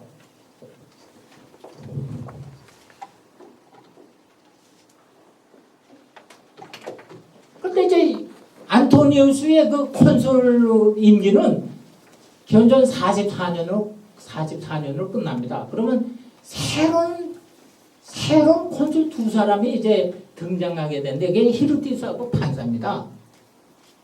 요거 다 그 카이사르가 요거 다 정해놓은 겁니다. 요게.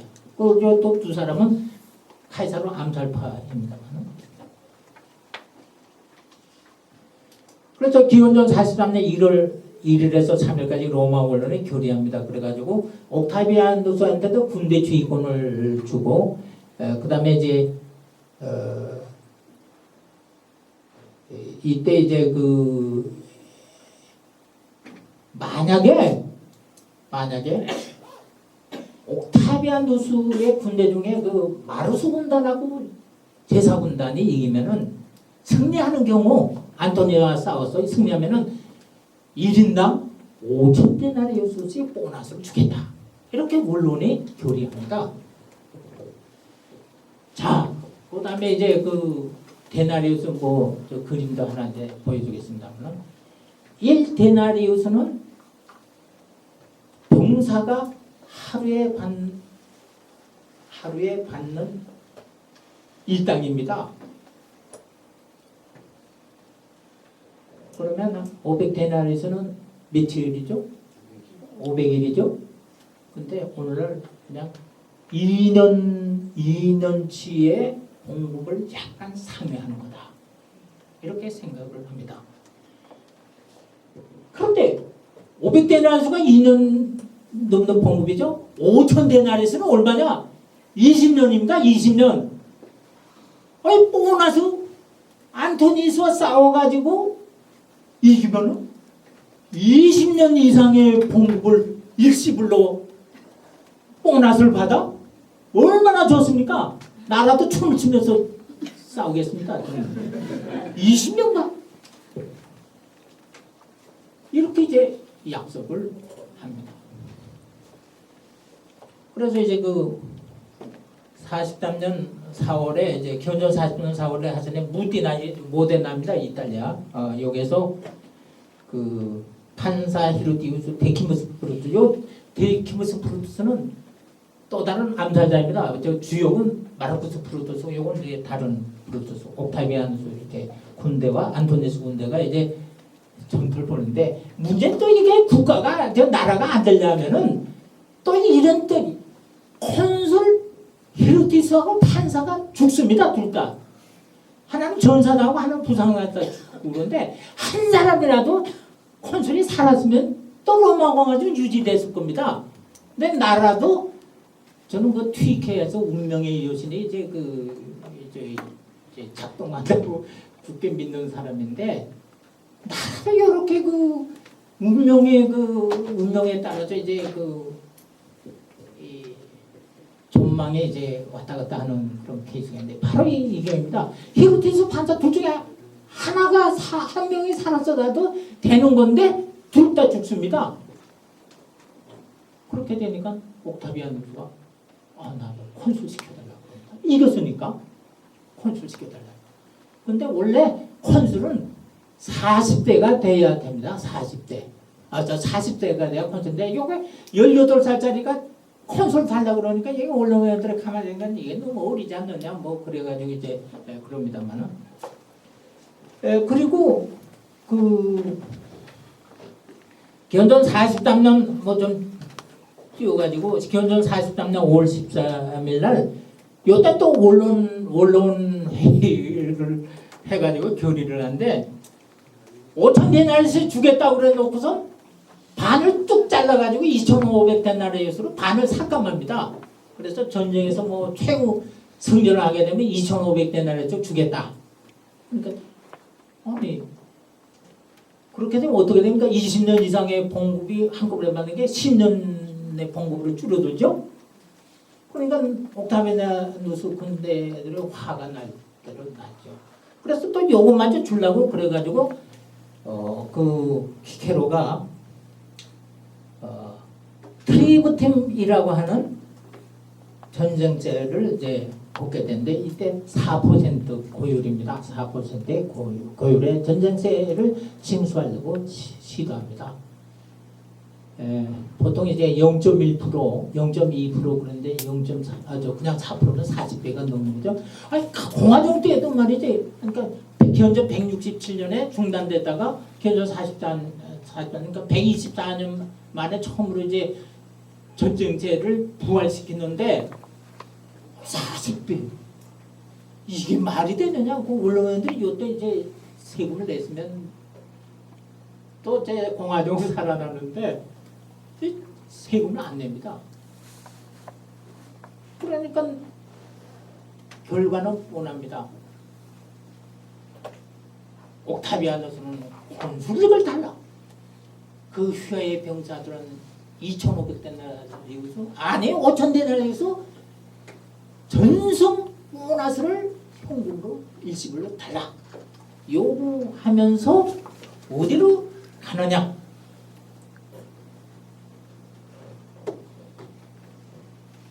제2차 로마 진군을 하게 됩니다. 한편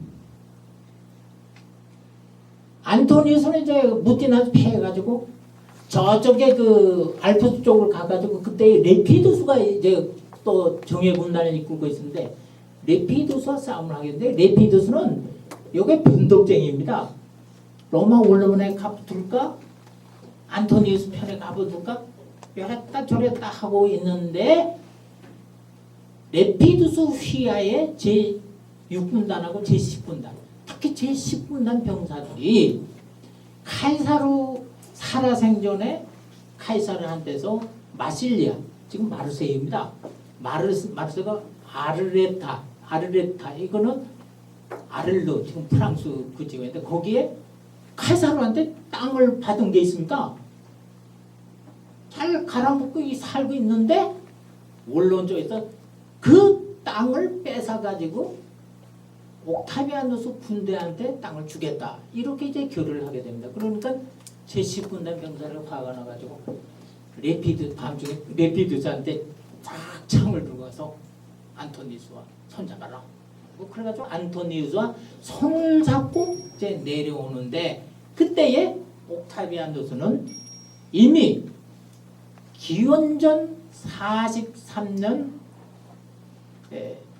8월 19일인가요?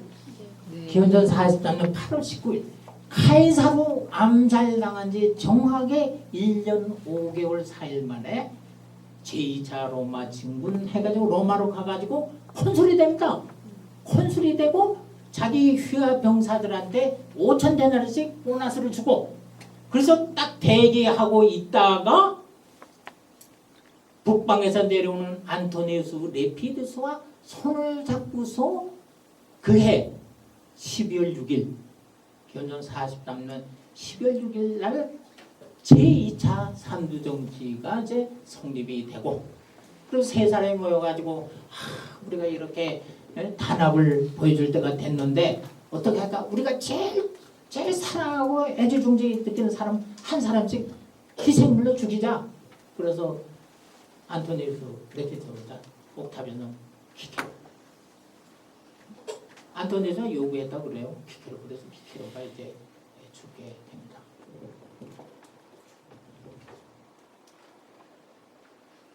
그래서 이제 안토니우스가 키케로를 죽인 다음에 두 손목과 목을 잘라가지고 로마 포럼의 그 연단에 이제 전시하고 있었는데 가이수 그라쿠스의 외선녀인 풀비아가 밤중에 가서 모리빗으로 이제 키케로의 그 혓바닥에 모리빗을 이제 그 구멍을 냈다.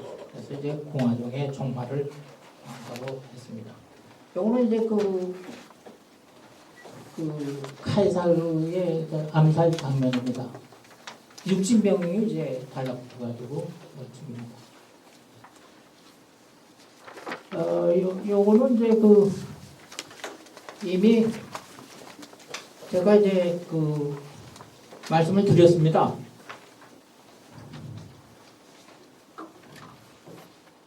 그 키케로 그거는 이미 뭐 다 말씀을 드렸기 때문에 그리고 이 그림은 그 풀비아가 키케로의 목을 따가지고 이렇게 풀어놓아서 키케로의 목을 보면서 이제 좋아하는 그렇게 그림인데 그 살로메가 세례 요한을 이제 목을 따가지고 좋아하는 게 있죠. 그 살로메가 세례 요한의 목을 따가지고 좋아하는 그림은 유럽을 여행하다 보면 많이 있습니다. 지금도 그 우피치 그 피렌체 우피치 박물관에 가면 이렇게 돌아가다 보면 조그만 그림이에요. 그 그림인데 거기 보면은 아주 그 살로메가 당당하게 다 걸어가고 그 뒤에 하녀가 쟁반인데 피가 뚝뚝 흐르는 세례 요한의 모가지를 담은 그 쟁반을 들고 보면도 상당히 팍팍 걸어가는 거. 그 이제 그림은 그렇게 크지 않은데 그게 이제 늘상 그래서 피렌체 우피치 박물관에 가면 꼭 제가 그쪽은 찾아가가지고 상당히 오랫동안 감사하고 그러는데 그 여자들이 독을 품으면은 무섭습니다. 그거를 이제 연상하면 되겠습니다.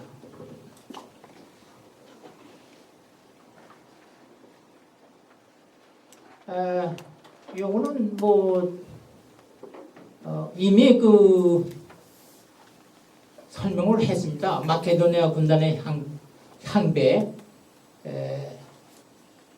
요게 카에사르에 대한 연민의 정, 요거는 그 아피안누스의 내란기에 그렇게 나와 있고, 발조라고 하는 제 그 박사 논문에서는 이제 그 출처가 이제 명기되어 있습니다. 발조가 그렇게 주장을 하고 있고, 돈 500데나리우스는 요 카시우스 디오라고 하는 역사가가 그렇게 적고 있고, 두루만이라고 하는 역사가가 이쪽을 택하고 있습니다. 그래서 선택의 실수도 게 이거는 포테르만도 그렇고 대개 이제 이거는 돈 때문에 그랬다라고 하는 거. 그 다음에 이제 500데나리우스라고 하는 것이 이게 상징적인 그런 돈의 액수가 됩니다. 그러니까 어느 장군의 군대를 빼올 때는 언제나 500데나리우스를 제시하게 됩니다. 아마무게 군대에서 돈을 빼고 500데나리우스 기본 금액이 됩니다. 그래서 요쪽의 데나리우스는 요거는 이제 카이사르 때에 그 코끼리가 그 뱀을 이렇게 밟고 있는 그 이제 데나리우스가 이제 나옵니다만,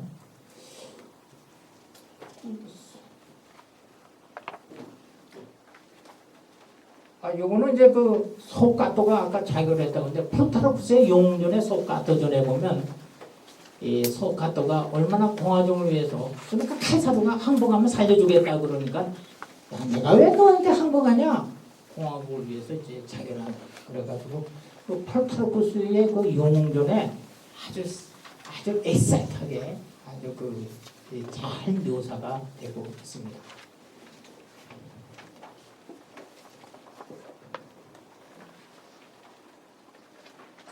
그 로마 혁명이라고 하는 건 로날드 사임경이 이제 그 1139년에 썼는데, 이때 그 사임경이 로마 혁명을 쓴 거는 이탈리아의 무솔리니, 독일의 히틀러, 이게 한참 이제 깃발 올릴 때인데, 아우구스투스도 이 무솔리니와 히틀러처럼 나쁜 정치가들이다, 이걸 보여주기 위해서 사실은 사임경이 이 책을 썼다고 그래요.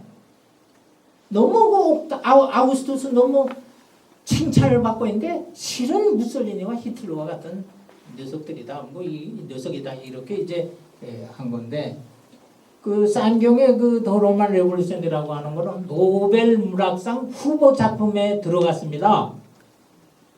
노벨상은 타지를 못했고, 여기서는 주로 이제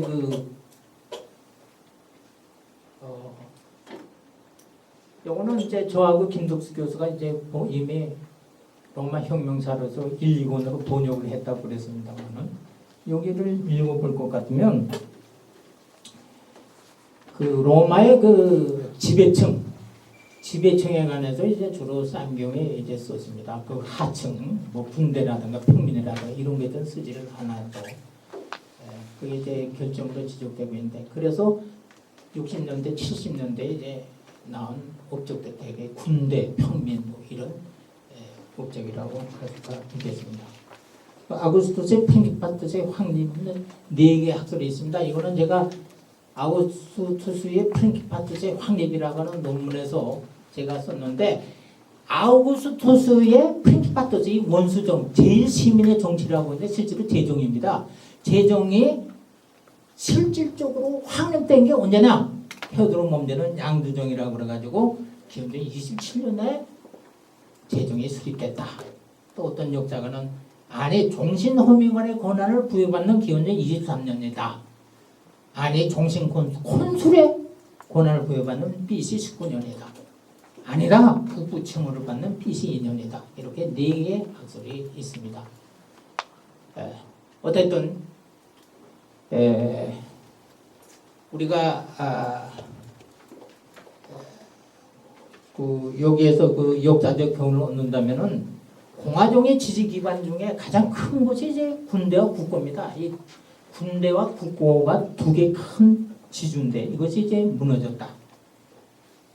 그래서 군대와 국고는 평민들의 생활 기반과 밀접한 연관을 갖고 있었고, 로마 원론의 정치 불인증으로 평민들의 요구를 무시했다. 그래서 아우구스투스가 실질적으로 문제 해결을 하게 됩니다. 엘리트파, 옵티마테스파는 부자 무쇠를 내세웠습니다. 그런데 옥타비아누스는 분고라고 하는 것을 만들어 가지고 실제로 세금을 거둡니다. 그 다음에 인재 등용의 문제에 있어서 옥타비아누스는 귀족들은 믿을 수 없다, 언론 의원들을 믿을 수가 없다. 그래가지고 기사 신분을 이제 상당히 그 등용하게 되는데 단 두 사람만은 꼭 기사 신분에서 차출했습니다. 즉 이집트 총독과 그 근위대장입니다. 이집트 총독은 왜냐? 이집트가 얼마나 땅이 넓고 이제 비옥하고 거기 이제 그 부가 많이 이제 잠겨 있습니까?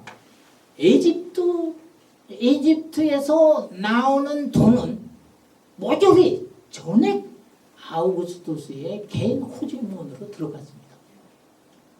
그러니까 저거 제일 그 신임 믿는 사람을 총독으로 앉혀야 됐습니다. 이거는 기사입니다. 그 다음에 군의대장, 친위대장이죠. 친위대장이 언제 자기 죽을지 모르지 않습니까? 그러니까 제일 신용 있는 친위대장, 군의대장은 꼭 기사신분에서 이제 차출했습니다. 언론위원회나 귀족들은 그냥 믿을 수가 없다. 그 다음에 농민들에게는 농지를, 도시민들에게는 공물을, 군제대 보상으로 이제 돈과 토지를. 그래서 아우구스투스는 로마에 다시 로마 시민의 생계 문제를 해결해 줌으로써 로마 세계의 법과 질서, 그리고 그 이후에 이제 좀 이제 그 박스 로마나라고 하는 로마의 평화 시대의 를 이루는 로마 제종을 수립하게 됩니다. 공화정 쇠락의 경우는 뭐냐? 뭐 제 생각도 있고 브란트도 뭐 이런 얘기를 하고 있습니다만은 시민의 생계가 무너지고 윤리가 땅에 떨어지고 그때 이제 생계가 무너지고 그러면은 에피쿠르스의 쾌락주의가 난무하게 됩니다. 스토아파, 스토아주의 윤리사상 건전한 거는 다 사라지고 쾌락주의, 에피쿠르스주의가 풍미하게. 엘리트 지도층이 시종일관 무죄를 추구하자. 정말은 뭐냐면 로마 언론이 세금을 안 내겠다 그렇게 버티다가 결국 아우구스트한테 자유도 뺏기고 재산도 뺏기고 맨날 세금을 내야 되니까 이렇게 이제 처량한 신세로 되고 말았습니다.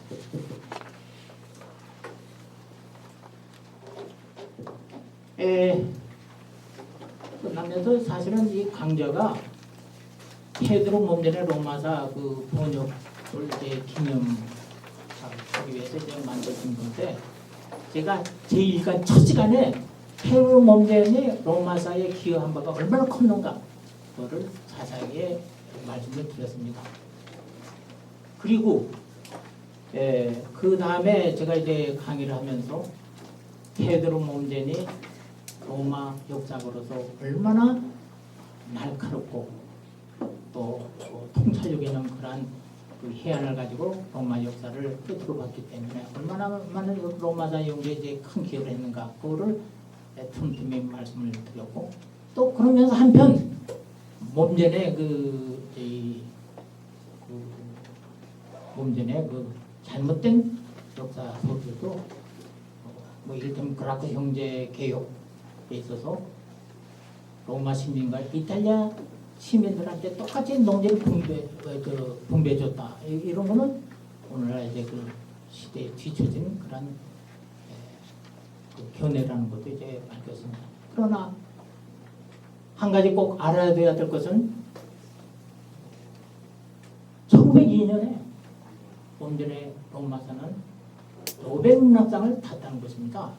그 문장에 유리하고 그래서 이제 그 계속 좀 상권에 나왔죠. 번역이 나왔는데 사고는 로마 뭐 제정까지는 어떻게 될지 모르겠습니다만